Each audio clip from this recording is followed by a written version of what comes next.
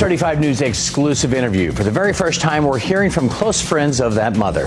Thanks for joining us tonight. I'm John Brown. And I'm Luann Sorrell. Fox 35's Manny Martinez is live in Orlando tonight. So Manny, that boyfriend allegedly had his cousin shoot him in the arm to make it appear like he was a victim too. Was shot and killed while she was asleep with her own children. Her friends are still grappling with the loss. She was a God-fearing woman. And, if you got to know her, you know that she had a gentle spirit. She's not going anywhere anytime soon. Deputies say Saun Rainge, the father of Streeter's 3 kids, worked with his cousin, Benjamin Garman, to kill her and even stage a home invasion. Streeter was just 30 years old. Family and friends describe her as a loving mom and a gifted hair and makeup artist. Hey everyone. Welcome back to the Truly Criminal Network. The residents of Orange County, Florida, knew Porshe Nikita Shani Streeter as more than just another statistic.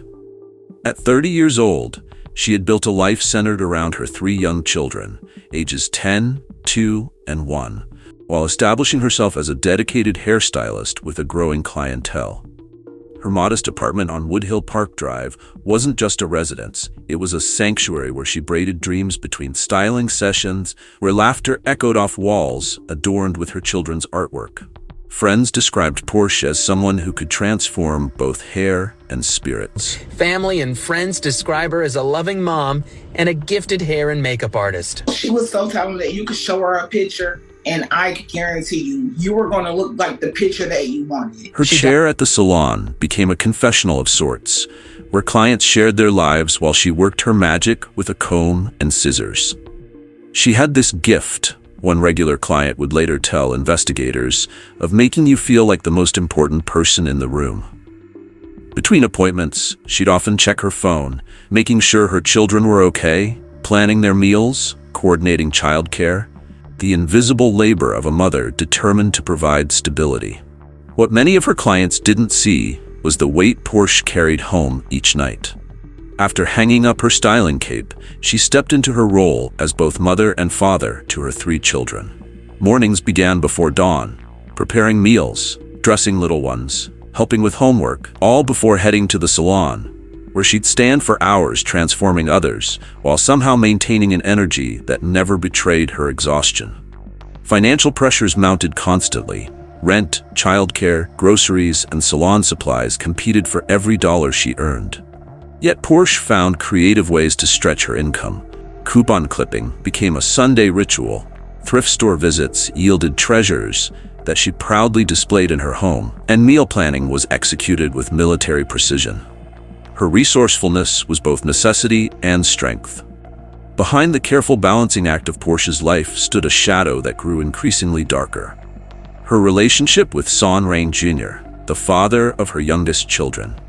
What had once been affection deteriorated into a relationship marked by control and volatility. Court records and testimony from those close to Porshe revealed a pattern that evolved slowly. Then all at once, the arguments began over small things. A text message from a male client, a schedule change at the salon that meant Porshe would be home later, money that disappeared from her wallet. Rainge's jealousy intensified, with accusations becoming a daily occurrence. Where were you, and who were you with? Became questions Porshe answered repeatedly, even when the answers never changed. Control came in many forms. Rainge would appear unannounced at the salon, watching her work, his presence causing Porshe's hands to tremble slightly as she applied color or wielded scissors. He monitored her phone, questioned her friendships, and gradually isolated her from support systems. Financial abuse followed, with Rainge borrowing money that was never returned, creating situations where Porshe had to ask him for help, then using that dependency to tighten his grip. The breaking point arrived after a holiday gathering where family members noticed bruises everywhere. Porshe had attempted to conceal with makeup and high-necked clothing. A cousin pulled her aside, photographed the injuries, and whispered, "This isn't love, this is possession." That night, Porshe stared at her sleeping children and made a decision that would ultimately cost her life. She would leave. Over the following weeks, Porshe methodically planned her exit. She opened a separate bank account, saved small amounts from each paycheck, consulted with a domestic violence advocate, and began searching for a new apartment. She documented everything: text messages, threatening voicemails, photographs of property Rainge had damaged during arguments. Her appointment book at the salon began featuring extra clients, squeezed in during lunch breaks and after hours, as she built the financial foundation for independence. When Porshe finally told Rainge it was over, his reaction confirmed her fears were justified.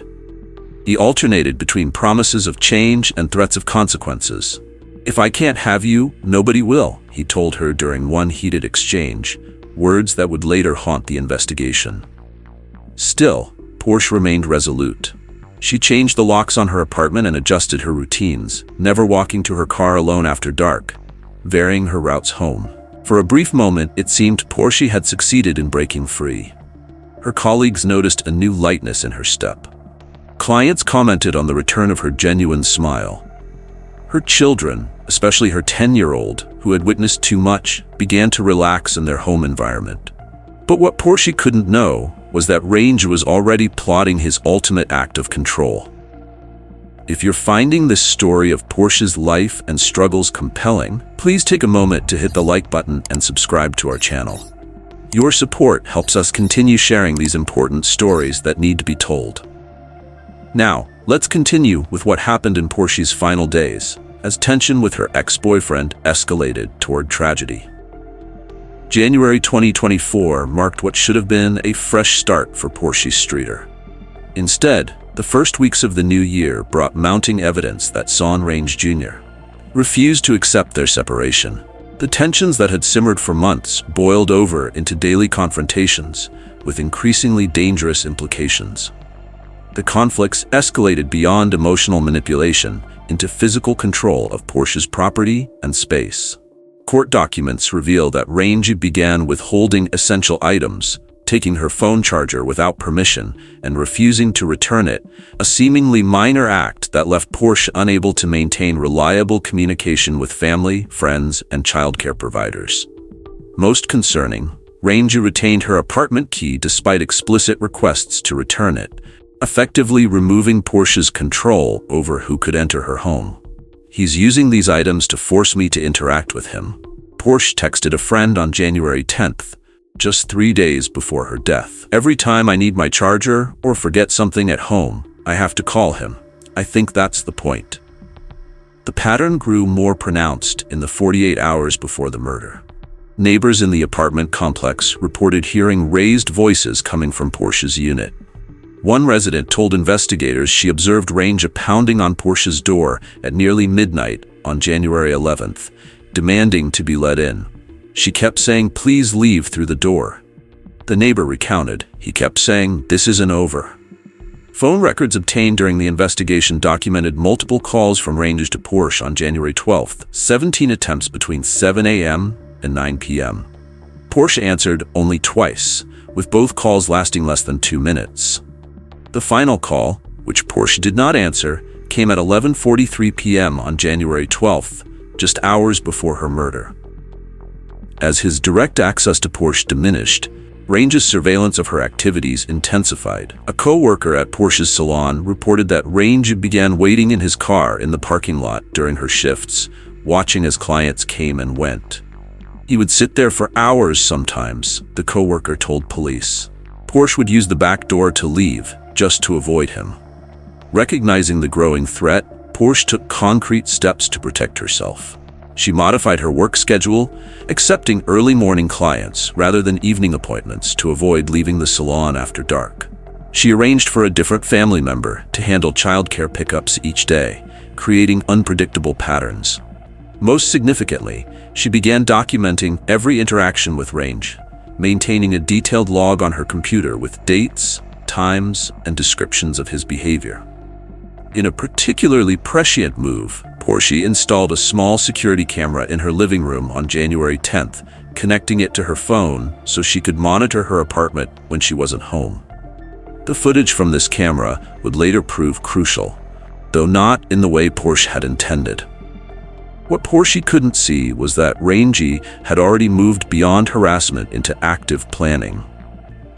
Security footage from the apartment complex, recovered by investigators, revealed Rainge conducting what appeared to be surveillance of his own.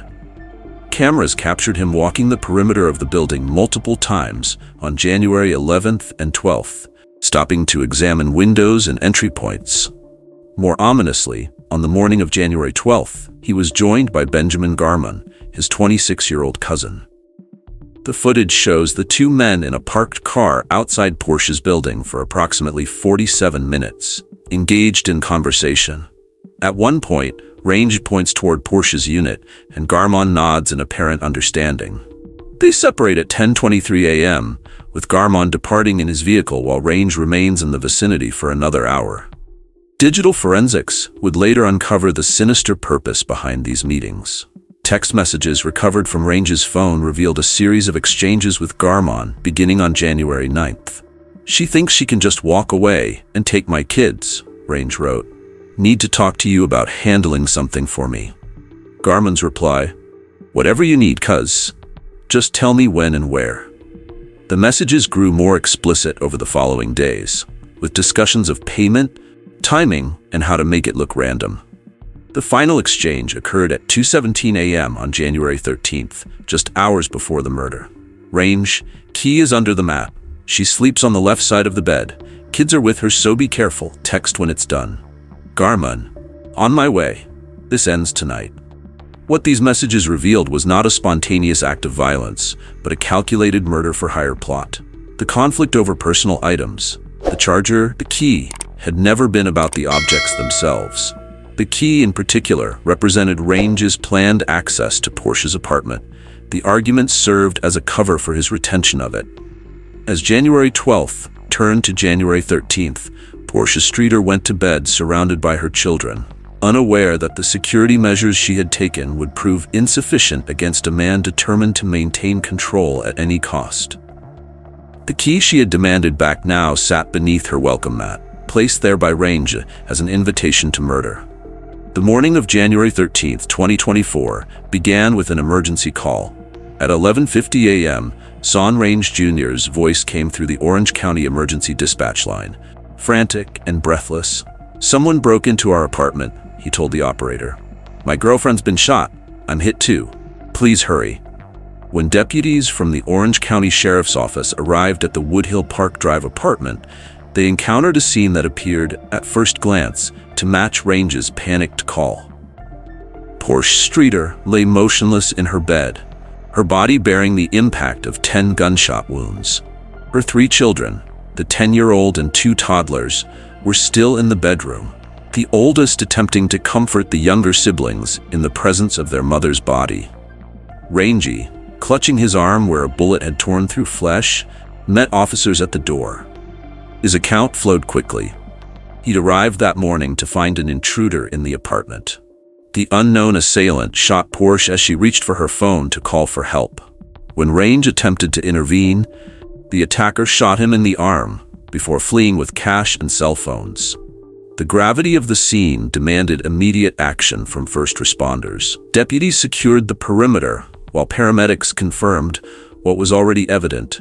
Porsche Streeter had been dead for hours.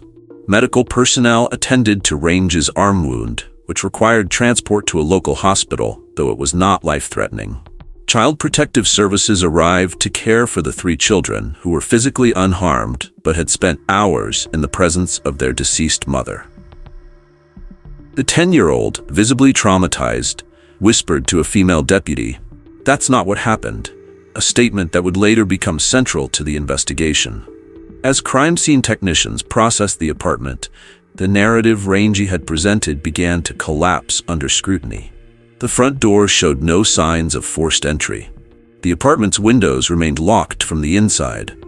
Despite Rainge's claim of robbery, Porsche's purse sat undisturbed on the kitchen counter, cash and credit cards still inside. Her jewelry box remained untouched in the bedroom. Most telling was the condition of Porsche's body. The medical examiner noted immediate signs of early decomposition. Body temperature, lividity patterns, and other indicators suggested she had been dead for approximately 6 to 8 hours before the 911 call, placing her time of death between 3 and 5 a.m., not during the morning, as Rainge had claimed. The physical evidence told a different story than the one Rainge had crafted.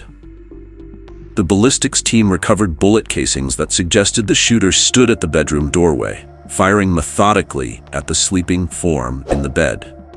The trajectory of the bullets indicated they were fired from a standing position toward a reclined target, inconsistent with Rainge's claim that Porshe was shot while reaching for her phone.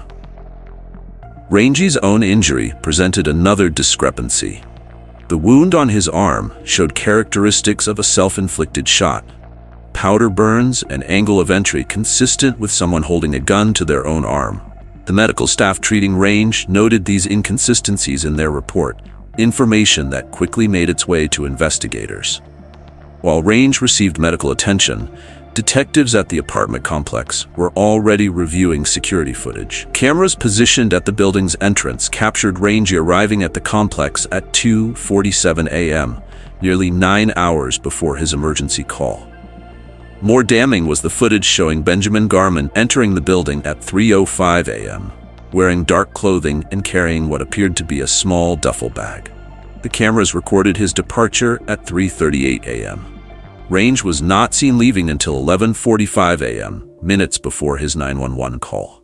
The apartment's interior camera, the one Porshe had installed for her protection, had been disabled. Investigators found it on the floor, its cord cut. However, it had uploaded footage to cloud storage until 3:07 a.m., capturing Garman's entry into the apartment using a key. The final frames showed him approaching the bedroom before the feed terminated. As detectives continued processing the scene, they discovered a phone charger hidden between the mattress and box spring of Porshe's bed. The same charger she had accused Rainge of taking.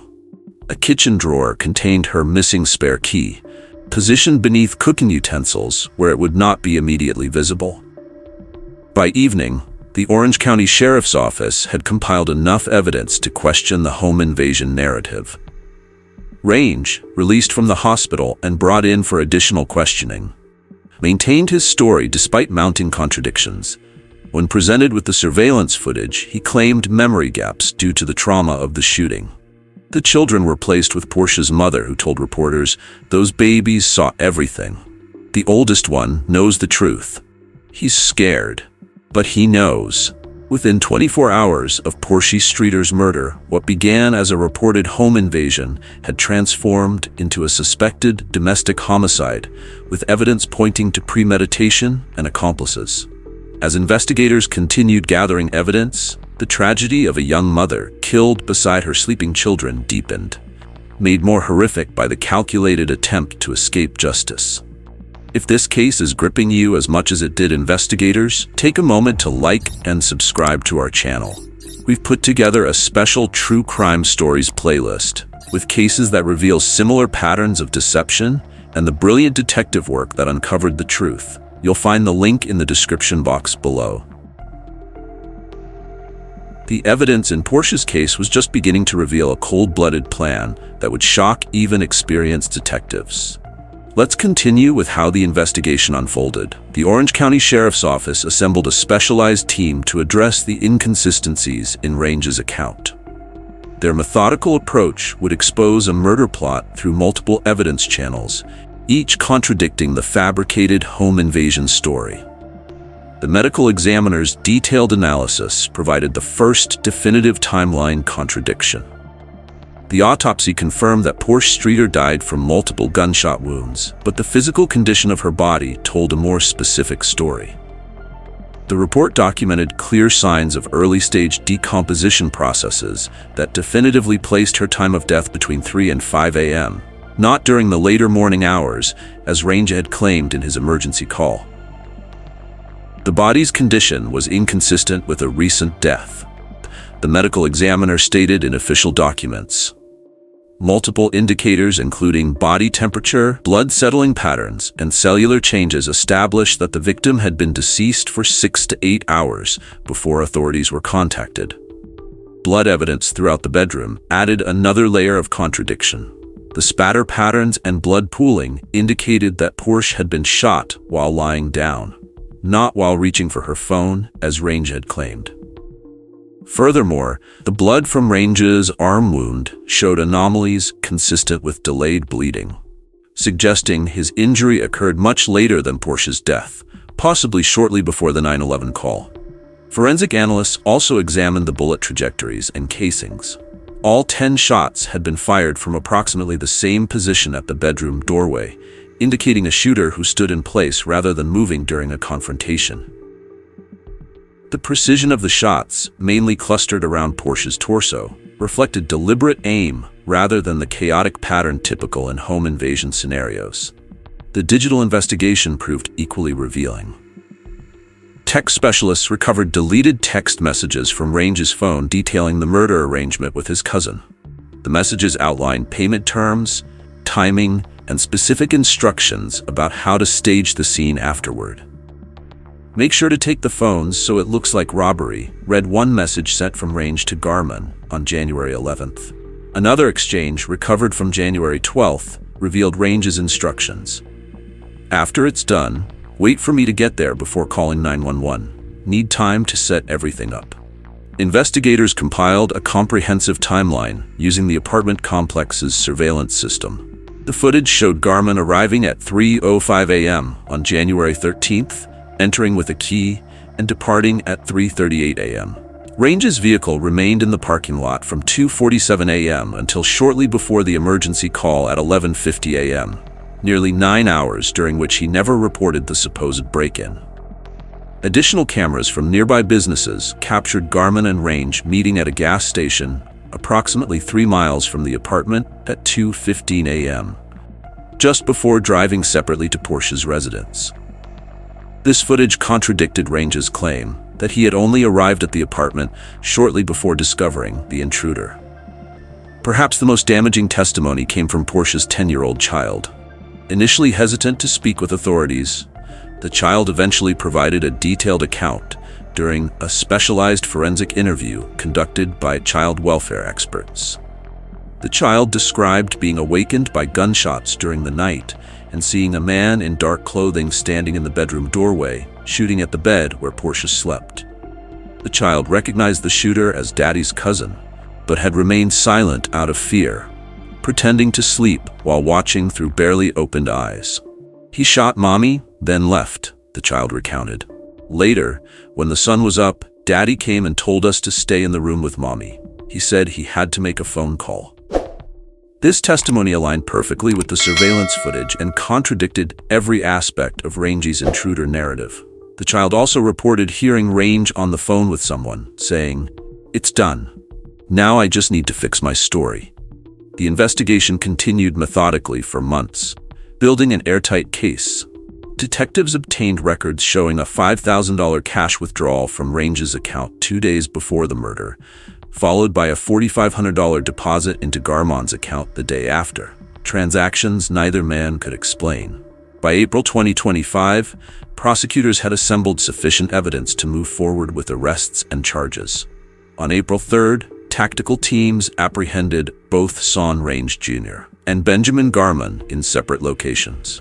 Both men were charged with first-degree murder, conspiracy to commit murder, and filing a false police report. The arrest affidavit outlined the prosecution's case. Rainge, unwilling to accept Porsche's decision to end their relationship, had orchestrated her murder and paid his cousin to carry it out. Together, they had attempted to disguise the killing as a random home invasion, a facade that collapsed under the weight of physical evidence, digital communications, and eyewitness testimony. As Rainge and Garman were processed into the Orange County jail system, the lead detective summarized the case to waiting media. "This wasn't a crime of passion or opportunity. The evidence shows weeks of planning, clear intent, and deliberate actions to escape accountability." Rainge believed he had created the perfect cover story. The evidence tells us otherwise. The judicial process for Saun Rainge Jr. and Benjamin Garman began formally in April 2025 with their arraignment in Orange County Circuit Court. Both men faced multiple charges, with first-degree murder as the primary offense. The prosecution's opening statements established their central argument. This was not a spontaneous crime, but a calculated murder-for-hire operation designed to eliminate Porshe Streeter while attempting to evade justice through deception. The county prosecutor addressed the court. "The evidence will show that Mr. Rainge could not accept Ms. Streeter's decision to end their relationship. Rather than respect her autonomy, he orchestrated her execution while she slept beside her children, the ultimate act of control. The prosecution's case rested on 5 distinct pillars of evidence, each independently damaging and collectively overwhelming. The surveillance footage provided irrefutable visual documentation of both suspects' movements before and after the murder. Forensic analysis of blood patterns, bullet trajectories, and decomposition rates contradicted every aspect of Rainge's fabricated timeline. Digital communications recovered from both defendants' phones outlined the planning process in their own words. Financial records traced the payment from Rainge to Garmon.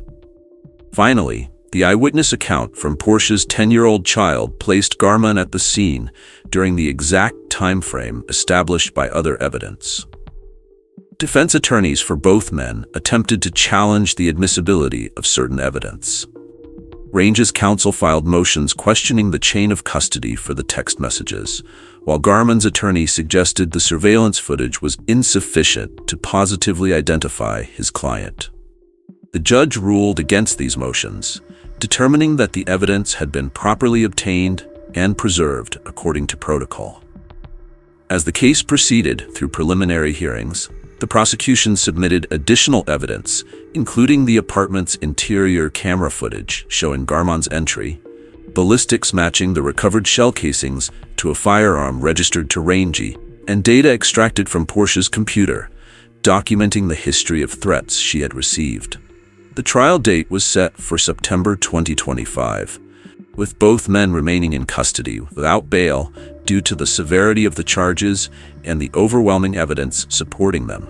Legal analysts following the case noted that the prosecution had assembled one of the most comprehensive cases seen in Orange County, with multiple independent evidence streams, all pointing to the same conclusion. Beyond the courtroom, the impact of Porshe's murder resonated throughout Orlando and beyond. The community's response was immediate and sustained. A trust fund established for her 3 children raised over $75,000 within the first month. Local salons organized a cut-a-thon fundraiser, donating a day's proceeds to support the children now living with their grandmother. Porshe's mother emerged as their primary advocate, speaking at community events and working with domestic violence organizations to highlight her daughter's story. "My daughter tried to leave safely," she told attendees at a candlelight vigil. "She did everything right, changed her locks, documented the threats, modified her routines, yet the system still failed to protect her."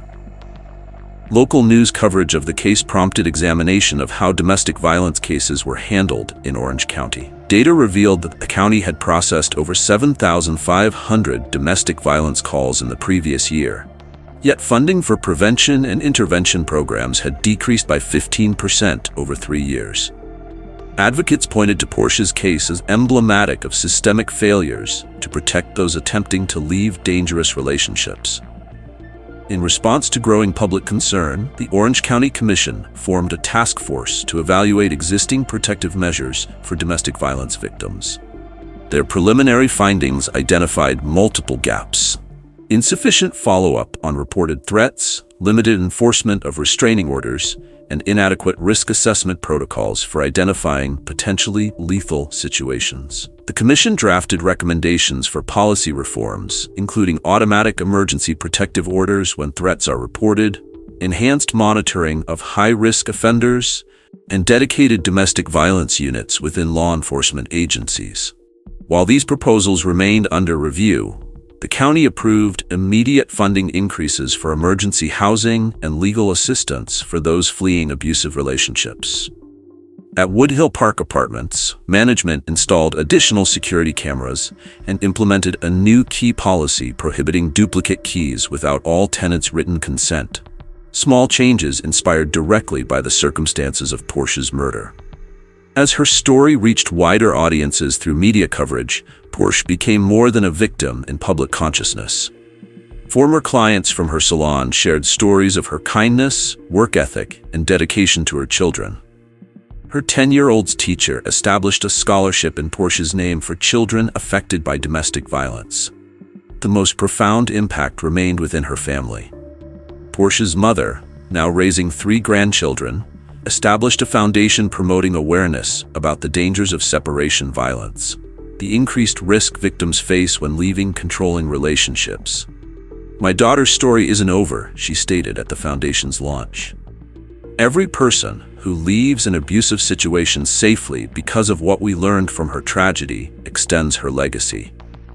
As the legal proceedings continued toward trial, the broader conversation Porshe's case ignited ensured that regardless of the eventual verdict, her story had already begun creating tangible change in how domestic violence cases are understood, prioritized, and addressed. Thank you for watching this documentary on Porshe Streeter's tragic story. If you found this case important, please take a moment to like this video and subscribe to our channel. We've created a special True Crime Stories playlist featuring cases that highlight similar issues of domestic violence and justice. You'll find the link in the description box below.